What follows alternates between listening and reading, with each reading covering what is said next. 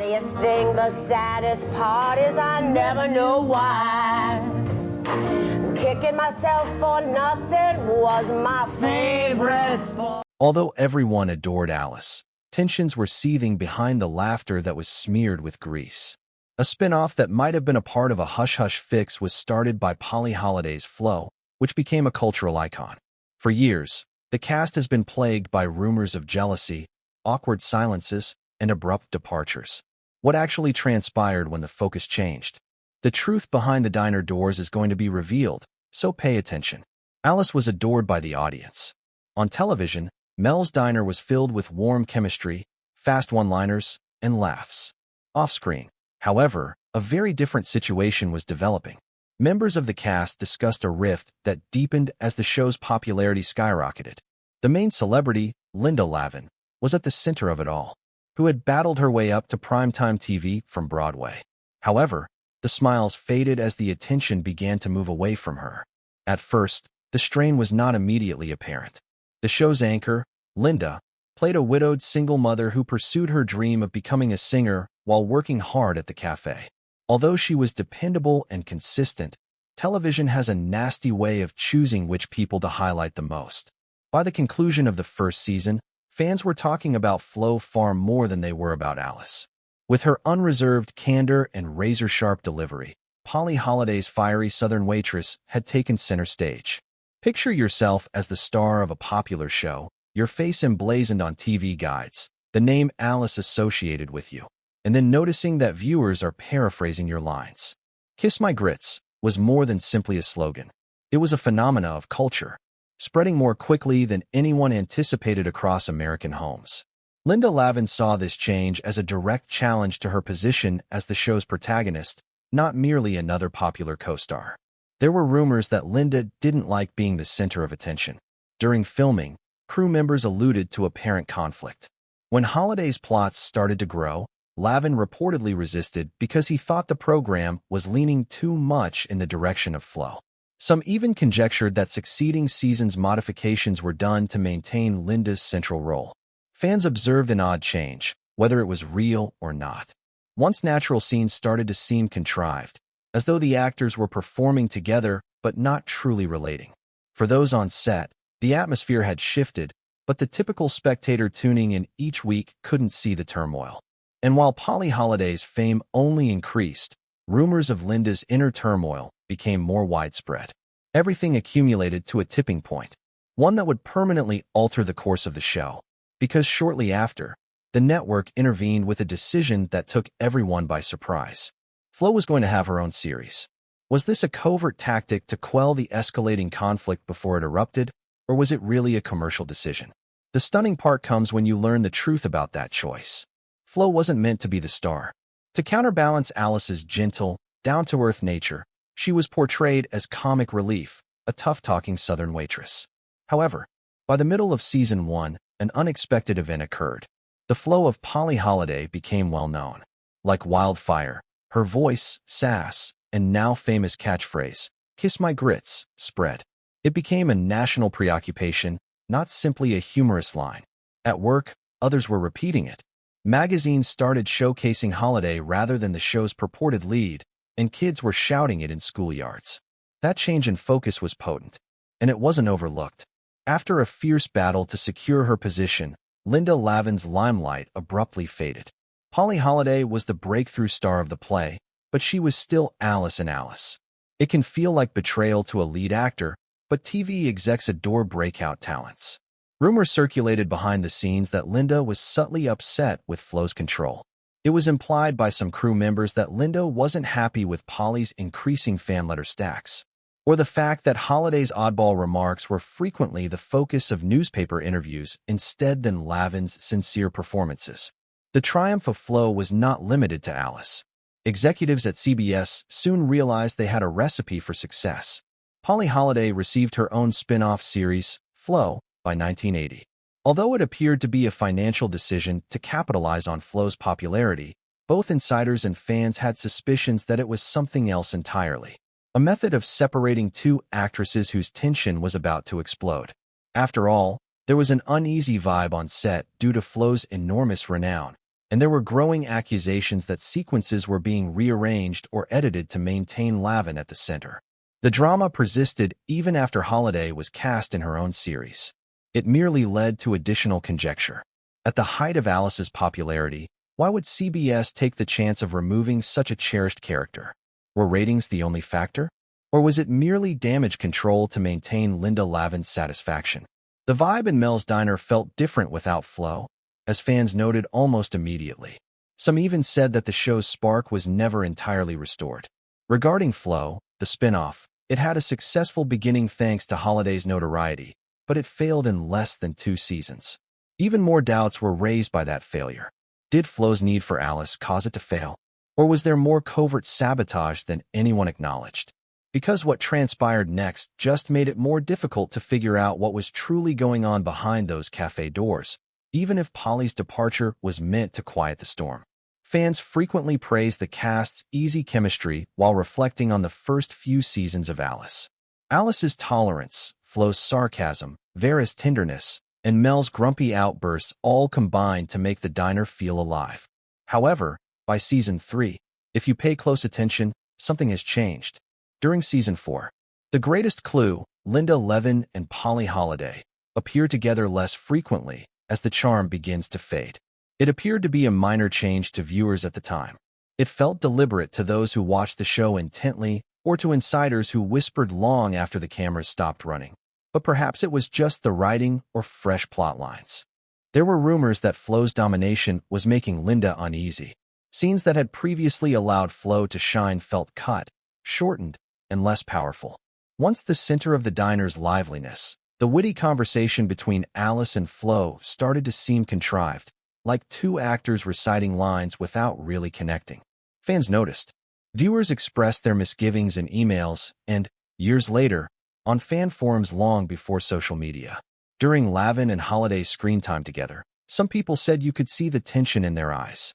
Others drew attention to the fact that Alice now had more plots or solo scenes that focused on her singing dream, as though the scripts were being altered to remind viewers of the true star. Whispers became louder behind the camera. To ensure that Linda remained the focus, editors allegedly trimmed or rebalanced episodes. It was said that authors were under pressure to soften Flo's jokes. Although none of this was ever made public, the conspicuous lack of their previously lively conversations said a lot. It appeared to be a quiet tug-of-war taking place on national television, rather than merely the organic development of a show. The contrast was what made it even more obvious. The vibe seemed at ease and sincere when Linda shared scenes with Beth Howland, who portrayed the ditzy yet endearing Vera. With Polly Holiday, though, the spark was present, but it was hidden by something more substantial and silent. Later, fans compared it to witnessing 2 gifted artists sharing a place while silently fighting for it at the same time. And before long, it was hard to ignore. By season 4, Polly Holiday's once boastful presence on the program had diminished, her appearances had decreased, and her lines had been cut. Even if they were unable to articulate it, the audience could sense it. They appeared to be forced smiles. The laughter was not as strong. Suddenly, it felt cooler in the diner. Polly Holiday vanished just when admirers believed the awkwardness could not get any more blatant. The next waitress to enter through those swinging doors wasn't just a new face, so even though Flo had permanently left the cafe, her replacement would only provoke additional concerns. She was a person who brought her own storm of stress to the scene. Producers rushed to cover for Flo when she departed the diner. Diane Ladd plays Belle Dupree, a shrewd, pragmatic waitress who is supposed to infuse Mel's Diner with a fresh type of vitality. It appeared flawless on paper. Ladd had the skills to compete with Linda Lavin, and she was already a well-known actress with an Oscar nomination. After Flo's abrupt exit, viewers briefly believed Belle would be the new energy the show needed. Belle's presence seemed good at first. She didn't attempt to be Flo, and she wasn't. Belle brought a combination of toughness and vulnerability in place of southern sass. Ladd's performance was even hailed by critics, who saw her as a powerful addition to the cast. During her brief tenure, she received a Golden Globe nomination, demonstrating her impact. Things weren't quite as seamless behind the cameras as they appeared on film. Rumors of Ladd and Lavin fighting began almost immediately after she got there. According to others, Linda thought Belle's character was too powerful. worried that Alice was losing the limelight once more. Some claimed that Diane Ladd was only unhappy because she was forced to work in a sitcom where the punchlines frequently took precedence over the emotional depth. Rumors depicted a celebrity who was unwilling to share the stage with yet another up-and-coming co-star, and an actress who was annoyed by the show's limits. Most likely, the reality lay somewhere in the middle. According to reports, Lavin and Ladd's chemistry wasn't as strong as it had been with Polly Holliday, at least initially. It seemed as though the two women weren't in sync, and at times, what could have been a fierce, captivating duet felt stiff. Fans noticed. Belle didn't inspire cult-level devotion or catchphrases. Unlike Flo, she wasn't deserving of a meme. Audiences did not support Belle in the same manner, despite the respect Diane Ladd enjoyed. Belle abruptly disappeared by the end of season 4. She went from being a well-liked new waitress to disappearing from the cafe with little explanation. Fans were perplexed, and it stoked rumors that another co-star had been lost to the behind-the-scenes conflict. Few people took the official account of Ladd's departure, that it was mutual, at face value. Her departure left an unanswered question. Was Alice destined to continue riding her bike past waitresses? Since nobody could remain in Linda Lavin's sphere of influence for very long? Or did casting decisions fall short of capturing the same enchantment Polly Holliday had brought? Or was it simply bad luck? In any event, Belle's abrupt departure left a lasting impression, and the network's response only served to stoke the flames more because it appeared that their next course of action was more about containing the damage than it was about presenting a compelling story. Fans believed it was a celebration of Polly Holliday's overwhelming success when CBS revealed that Flo would be getting her own show. She was the breakout sensation, after all, whose catchphrase had taken the country by storm. For those who were interested, however, the spin-off was about more than just leveraging Flo's fame. It seemed like a backroom solution, a well-planned action to address an issue the network didn't want to discuss aloud. Flo made her debut in 1980 to great fanfare. Holiday Polly left Mel's Diner to go on her own journey in Texas, operating a roadhouse. Critics projected that the spin-off would have its own long run, and the premiere statistics were impressive, surpassing their expectations. Although viewers were eager to see more of Flo, rumors circulated that the spin-off was actually developed out of stress rather than jubilation. It was like taking a live wire out of a crowded room to remove Polly Holliday from Alice. Whether the official justification was character opportunity or creative direction was irrelevant. It was too well timed. This was a sea change for Linda Lavin. Alice went back to the middle of her own show without any Flo. No more shared attention or rival catchphrases. According to insiders, Linda felt relieved that she could now finally mold the show to her preferences. And it worked for a time. Alice's narratives became more complex, emphasizing her challenges as a single mother and her desire to sing. Although Flo had a strong beginning, it started to falter within a year. Therefore, there was a cost to the show's continuous popularity. After just 2 seasons, CBS canceled the show due to declining ratings and waning enthusiasm. The script was criticized by fans who said that Flo's power only worked when she was fighting Mel and rebounding off Alice and Vera. The character lost her charm when left alone. Others, however, had a worse belief. Was the program designed to fail? Was success really the goal? Or was it more about removing Holliday from Lavin's sphere of influence? Polly Holliday was left in Hollywood limbo after the spin-off's abrupt demise, while Linda Lavin solidified her place at the heart of Alice. The message was also unambiguous. There could only be one waitress in this diner. Executives were mistaken, though, if they believed the drama ended with Flo's departure, because the clamor only became louder as fans remembered. And years later, the stories about how challenging Linda was behind the camera would become official. The whispering continued even after Alice had finished. Fans have analyzed every hint, every interview, and every embarrassing moment captured on camera for decades. What actually transpired with Linda Lavin's co-stars? The stories vary depending on who you question, but they all relate to the same idea. It was difficult to work with Linda. Discussions concerning Lavin's purported actions are endless on fan boards and internet forums. According to some admirers, she was envious of Polly Holliday's quick ascent and believed that Flo was being promoted at her expense by the network. Others say that because of her Broadway experience, Linda took a more serious, even possessive attitude to her work, which didn't fit well with actors who preferred sitcom-style improvisation. Some, on the other hand, stand up for her, claiming that Linda was only preserving the integrity of a television program that was named after her character. However, because the pattern appeared to reoccur, the rumors have substance. Flo's exit, Belle's brief storyline, and the subsequent arrival of Celia Weston's character Jolene Honeycutt gave the idea that actors couldn't stick around with Lavin for very long. Did Linda's presence cast a shadow that prevented anyone else from succeeding, or was it just bad luck? Fans frequently bring up the fact that Beth Howland's character Vera remained throughout the entire course of the show. Why? As Vera was the most subdued character and never threatened to take center stage. Then there's the edit-related conjecture. According to regular viewers, you may identify occasions when Alice's character abruptly had a dramatic song performance in the middle of an episode, or where Flo's lines were cut short, as if the writers were attempting to rebalance the audience's focus. It's unclear if the lead actress made such discreet demands, or if it was creative direction. In Hollywood, however, smoke is almost always accompanied by fire of some type. Both Linda Lavin and Polly Holliday hardly ever confronted the rumors directly, even in interviews conducted years later. Their lack of response just fueled the fire. Fans were met with courteous distance when they demanded reconciliation or at least acknowledgement. Polly went on to other endeavors, while Linda concentrated on her career in theater.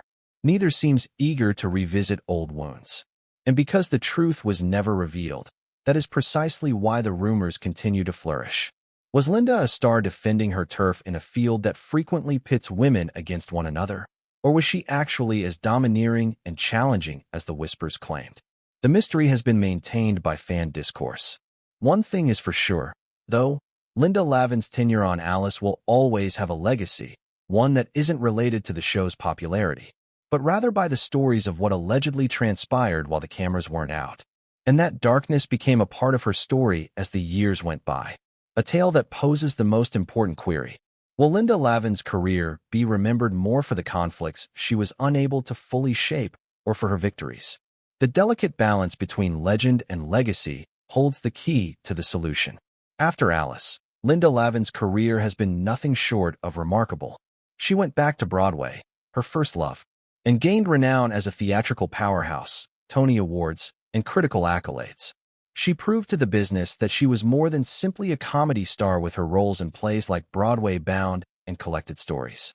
Lavin maintained his dominance over theaters and TV screens for decades following Alice, amassing a CV that would make many performers envious. Her legacy should be obvious on paper. Despite being a multi-talented performer who flourished in a variety of settings, Alice's influence never really went away. The reports of tension are inextricably linked to the series for fans.